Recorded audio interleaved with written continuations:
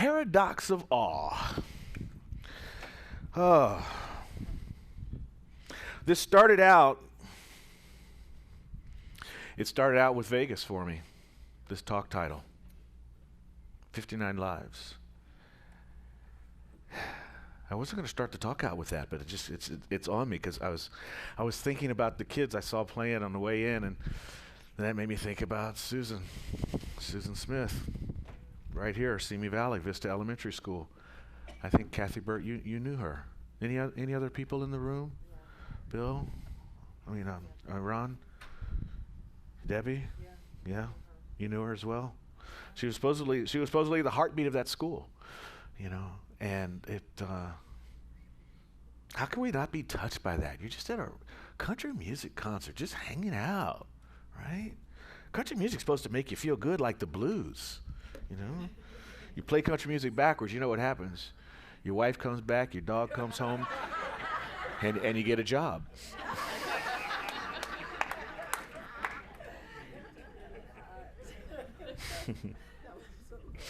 Yeah. But it's been a heart-wrenching season, nature-wise, human-wise, with the Vegas thing, with the battle of the hurricanes, Harvey, Irma, Maria, and there was Jose. If you didn't hear about Jose, he got lost. He was traveling behind Irma, and he just sort of spun around in the Atlantic, like, I go this way, go that way. He just kind of spun around till he spun himself out. So that's why there was the skip there. But those other storms, man, they were rough. And before you think that this year was like the worst earthquake season ever, in 2005, there were 28 named storms. They actually ran out of names. They started using Greek letters in the alphabet because they ran out of names near the end of that season. But our season's not over. Let's not say we. And Nate, Louisiana yesterday, coming up out of the Gulf of Mexico. I'm starting to think that Mother Earth is a little peeved.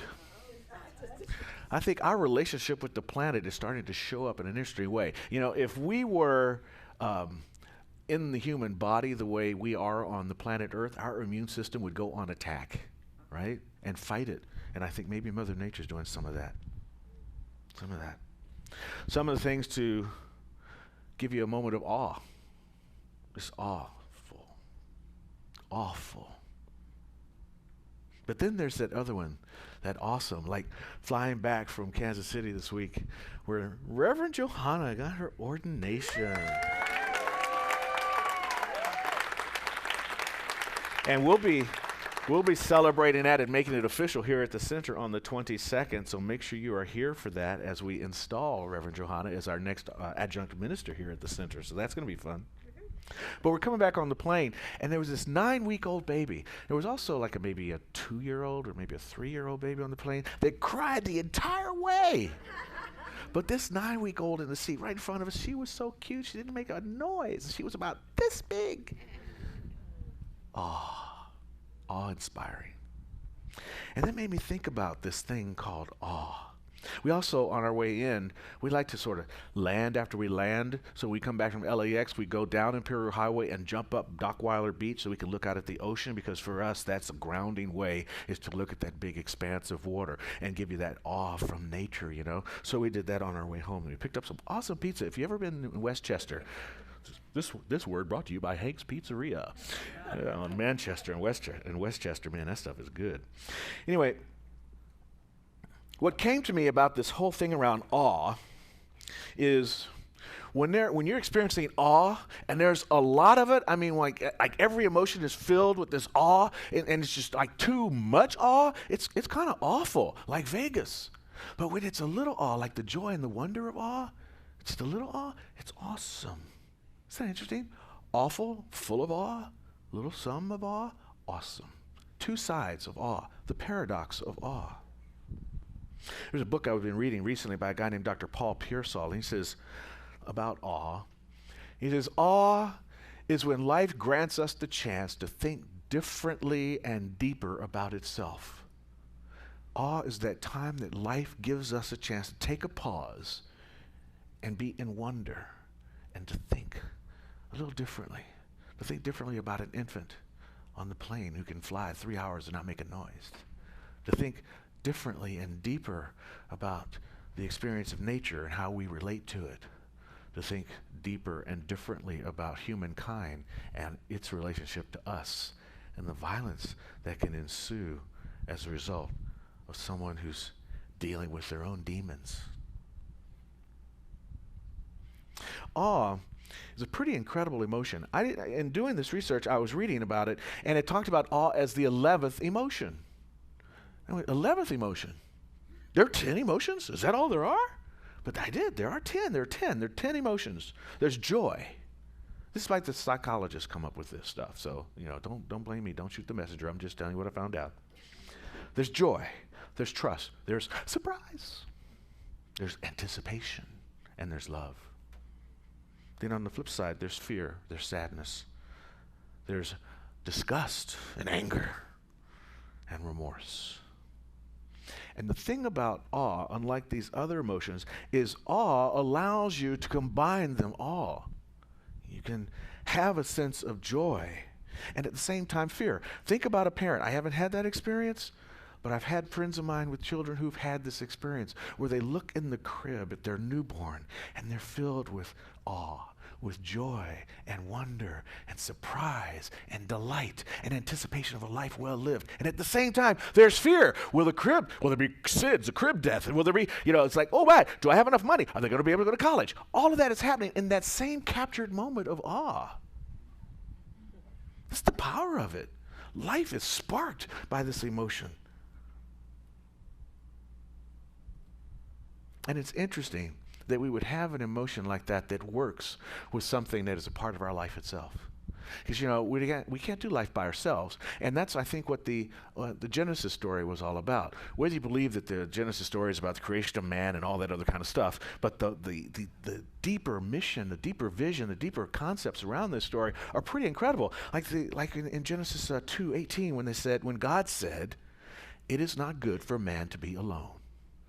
It is not good for man to be alone. Now, following that, there's the creation of Eve and all that kind of stuff. But I don't think that's what it's about.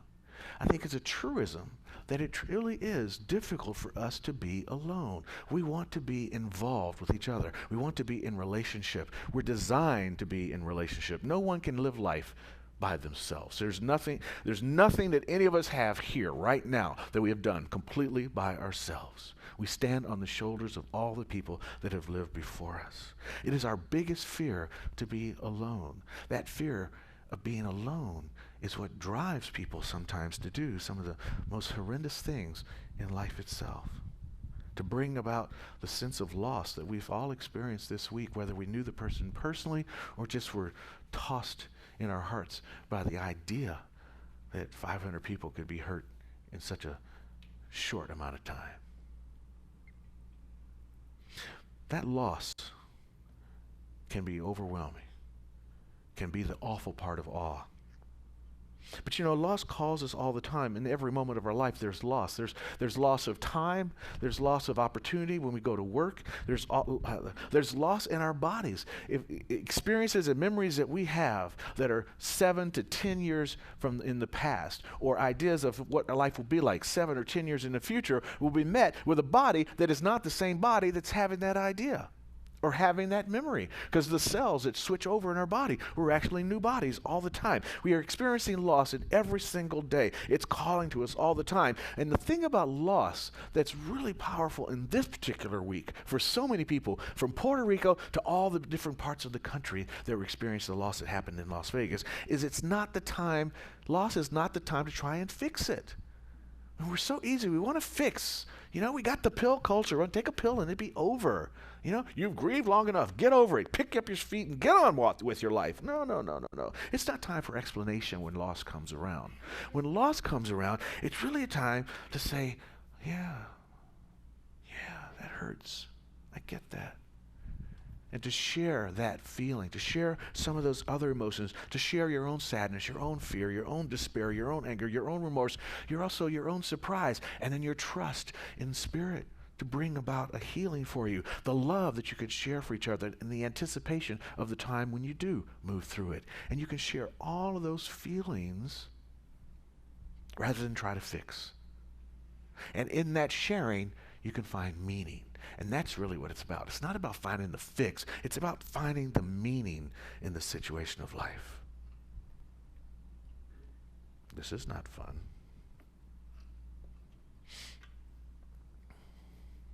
Having a little computer meltdown. I know. Oh, that was sweet.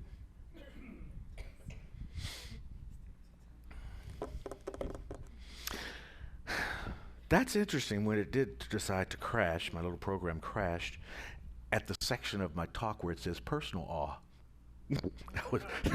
Yes, I'm having a moment of personal awe. You know, this week, in working through the talk, I was thinking about how violence is so much a part of our culture and a part of our life, and the video games that you play. Even my earliest fun video game was Pac-Man. I mean, that's pretty violent. Eating up another creature, you know? It's all about the violence. It's like overwhelming. And I watched the new Star Trek Discovery. Great episode. They were killing Klingons. It's all about the violence in our culture. Whoa, whoa. Breaking hearts, you know? But I also thought about when your heart breaks, if we can be in that space of not trying to fix, if we can be in that space of sharing, if we can be in that space of looking for meaning, in the opportunity to look for meaning, we open the door for wisdom. And in the upwelling of wisdom into our system from that God awareness place that we practice in meditation, that's where we can find the meaning to the hurt that comes along. But the violence was getting me, you know, and I was thinking about how violent our culture is as I was driving down the road the other day, and there was one of these flatbeds, long flatbeds, and he was trying to get into the right-hand lane, and most of them had gotten into the right-hand lane, but there was a little part of the back of the trailer that was in my lane. Now there was still, I got a little Ford Focus, so it's not a big old wide car, so there was still enough space for me to get around him without any difficulty, but I did have to go a little bit to the left of my lane to do that, close to the white line. Nowhere near going into the guy's lane who next to me just about had a heart attack, and he's like just angry. You know, and I was like, dude, it's okay. And then he told me that I was number one. And I was like, wow, that's an interesting response to not even getting into your lane. I wonder what I'm number one at. And then when I got to the traffic light, he tried to explain it to me through his window. And I was like, dude, you need to chill out. You're having an awful time. And I'm finding this to be an awesome experience. We were on the paradox of awe just then together at the same time. It was totally crazy. Another interesting thing that happened this week at the conference that Johanna and I attended at Unity Village. If you've ever been to Unity Village, anybody ever been there in Missouri? This is where Charles and Myrtle Fillmore built their headquarters for Unity Church. It's awesome. Google it when you get home. Check out the place. So we're there. And it's wonderful. It's ministers who've decided to form an association of independent religious science churches. You know, they're not part of CSL, but they're all trained in CSL. I don't know why they left, but hey, that's another story. Anyway, we like them. We love them. We wanted to love them up and celebrate them. So we were there to do that and to speak our truth that CSL and ANTN all should be one, practicing the idea of oneness. And on Tuesday night, they took up a collection after their session. And on Wednesday morning, they found it had been stolen. Someone stole the collection. Awful. Right, at a church event. Turned out it was someone that actually worked there at the hotel. They didn't get angry about it. They searched for meaning around it. They prayed for the person who had done it. They expressed their highest good showing up, that this was an opportunity for them to live through an experience they needed to live through, that this was a call for them to have a healing of their own personal selves. They didn't look for the why. And when we ask why something happens, what we're really looking for is control anyway. And are we that much in control? I mean, we talk about control a lot in the science of mind. What we're in control of is our reactions to things. Life will come along. That's why we have all these emotions. That's why we have this 11th emotion called awe, so we can feel a lot of them all at the same time. But stuff's going to happen over life, you know? And in the process of it, we get to grow through these experiences. A guy named David Wolpe is a rabbi in a book called Making Lost Matter says, life is a precious one-time chance to grow. We grow not by solving riddles, but by creating meaning. So when things happen like Puerto Rico, and when responses to Puerto Rico happen like people tossing paper towels at people, when stuff happens, like a guy tries to tell you that you're number one, are we going to try and solve the riddle of that? Or look at the deeper idea, the deeper meaning, the sadness that might be in place, the feeling of lack of control, the feeling of ineffectiveness that might be showing up when you see that people can't get water and electricity and you want to do something about it, so you do the little thing that you think you can. Maybe these are some of the things we can think about as we sense the idea of trying to find meaning. Meaning to a person who steals a collection at a religious institution, or a guy who can't stand somebody sort of creeping into his lane a little bit. Or even worse, the violence that comes at the hands of a guy who sits up on the 32nd floor, breaks out windows, and takes out lives. Feel the feelings, but keep moving on. Doing the challenging work of finding the meaning. I'm thinking of Psalms 36, where it says, there will be weeping in the evening, and morning will be filled with joy. In the dark, it's sad. That's why the sadness and the darkness come. It's that moment where we do get to cry. But on the other side, because of the tears, because of the cleansing, because of the shared emotion and the shared feeling, we move into a place where there is that joy on the other side. But we don't want to languish in either one. We don't want to sit with the status quo. We must move through life so that we have a life that's really well lived.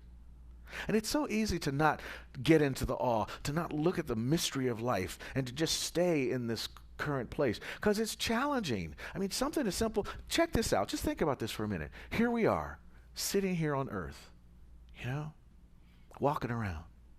But why are we not floating off the earth? Because we're being sucked down to the planet by this invisible force called gravity, while we're sitting on a ball that's rotating in a circle. It is spinning. Exactly. You're already in the awe of it. You're looking for the meaning. And that's where I'm going. Stay with Sherry as I do this idea here. Check it out. 17 miles per second. While it's going around the sun at 19 miles per second.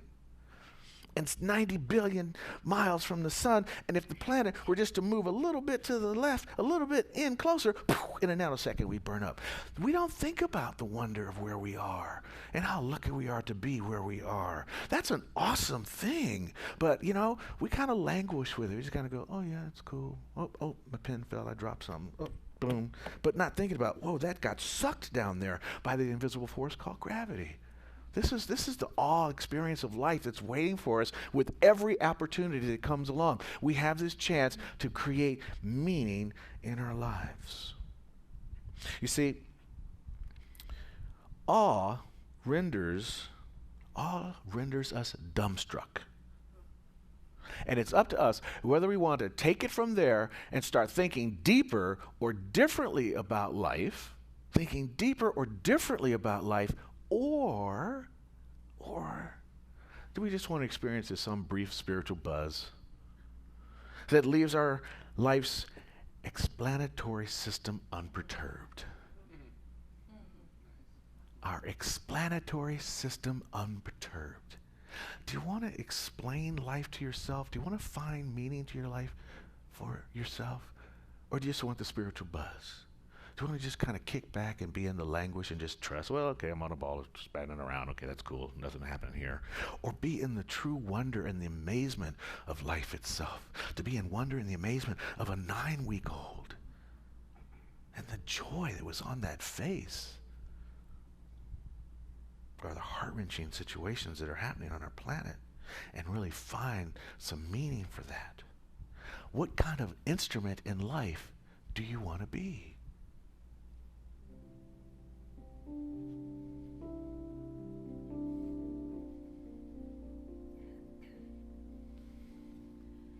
Lord, make me an instrument of thy peace.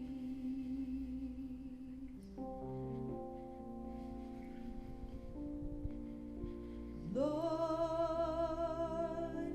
make me an instrument of thy peace. Where there is hatred, let me sow love. Where there is injury, pardon. Where there is doubt, faith. Where there's despair, hope. Where there is darkness, light. And where there is sadness, joy. Grant that I may not so much seek to be consoled as to console. To be understood as to understand. To be loved as to love. For it's in giving that we receive. It is in pardoning that we are pardoned. And it's in dying that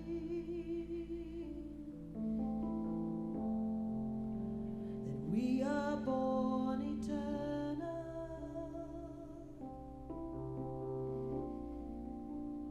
We are eternal.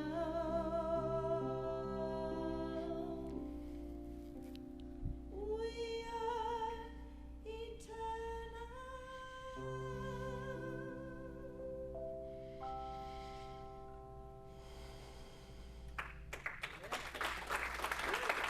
It's beautiful. Immanuel Kant said, the great philosopher, two things awe me most, the starry sky above me and the moral law within me.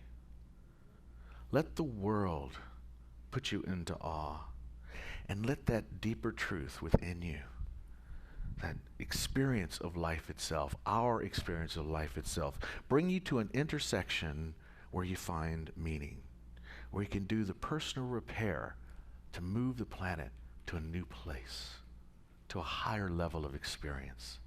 See, as we go inward, we also go upward through faith to bring to us this true understanding. It all makes us think. And it's not just the intellect kind of thinking that takes place. All makes us think with all of the emotions. All makes us think with trust and joy and surprise and love and anticipation. It also brings us the opportunity to think through our sadness, our fear, our disgust, our anger, our remorse. And then something else happens. And Dr. Holmes talks about it. He gives a hint about it where he says, we must realize that the intellect is not the creative factor in the universe. Rather, it is feeling that is creative.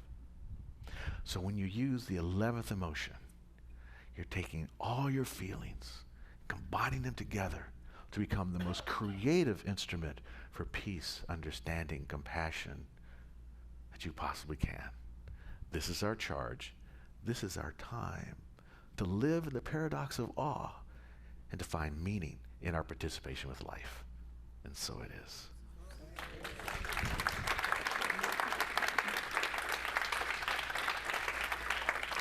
Thank you.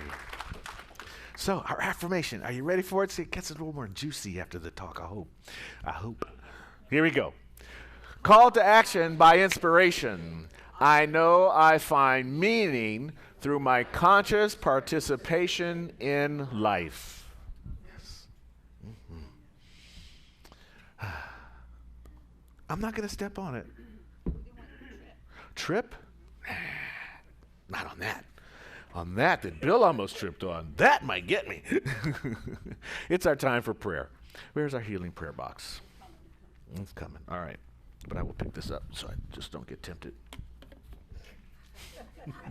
So I'm just bratty enough to step on it just to try, see if it'll survive the gravity.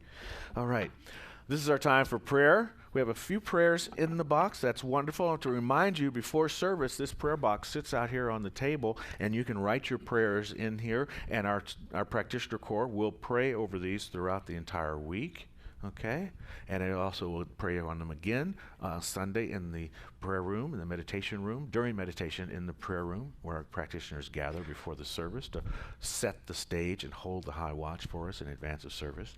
And then at this point, we all gather together for a joint collective prayer, where we know the truth of a situation for anybody in our life or our life ourselves, or we share in that moment of gratitude. So I would invite anyone right now that has a particular call in life that they feel needs to be spoken into the room, spoken into the prayer, to bring that forth, and then we'll do a healing prayer together. You ready? Let's hear it. Patricia. Kabirdas.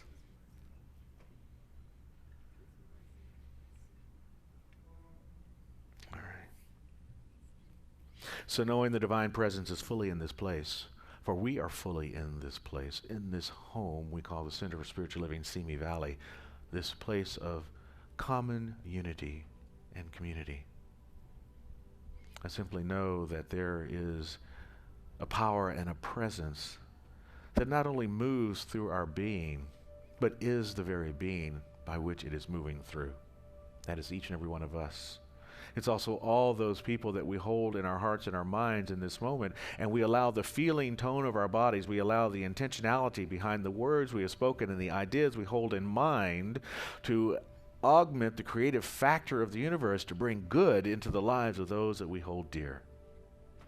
I simply know that right action is unfolding in every situation in life.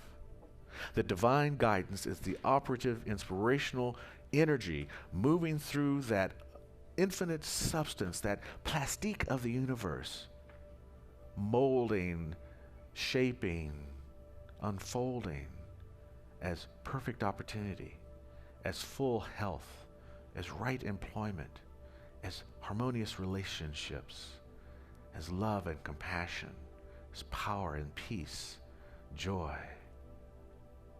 There's something magnificent happening in the universe today, and by our creative ideas and our emotional connection to those ideas, we fire up the juices of the universe to allow God to do its magnificent work by means of each and every one of us. So as we walk forward in this week, be on the alert for just those moments that say, this is the time and now is the place for us to step into full participation with life. This is the time and now is the place to find meaning and understanding through the situations of life. This is the time and now is the place to step into action, knowing that the action that we take is the right thing at the right time, that we know what to do, how to do it, when to do it, and we are doing it now. So it's from this place that I feel a sense of gratitude and a deep connection to Spirit that allows me to say, thank you, Mother, Father, God. Thank you, Divine Presence. Thank you, Infinite Spirit, for the good you bring into our lives and the lives of those we love, and even those that we are challenged in the opportunity to love. And so for this, I feel the work is done. We are complete, and so it is.